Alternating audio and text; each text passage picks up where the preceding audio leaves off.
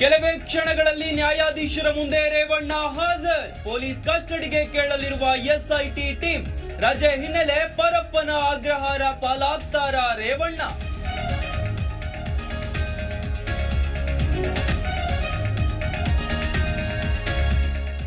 ದುಬೈನಲ್ಲಿ ಕುಳಿತು ಸರೆಂಡರ್ ಆಗಲು ಪ್ರಜ್ವಲ್ ಕಸರತ್ತು. ವಿದೇಶದಿಂದ ಬಂದು ನೇರವಾಗಿ ಶರಣಾಗತಿಗೆ ಪ್ಲಾನ್. ತನಿಖೆಗೆ ಹಾಜರಾಗಿ ಡ್ಯಾಮೇಜ್ ಕಂಟ್ರೋಲ್ಗೆ ನಿರ್ಧಾರ.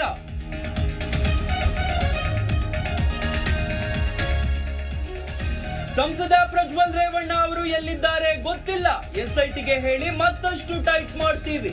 ಬೆಂಗಳೂರಿನಲ್ಲಿ ಗೃಹ ಸಚಿವ ಜಿ ಪರಮೇಶ್ವರ್ ಹೇಳಿಕೆ.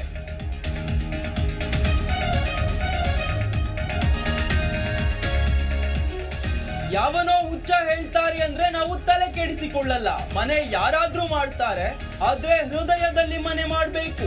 ಈಶ್ವರಪ್ಪ ಬಿಜೆಪಿ ಆರೋಪಕ್ಕೆ ಮಧು ಬಂಗಾರಪ್ಪ ಕಿಡಿ.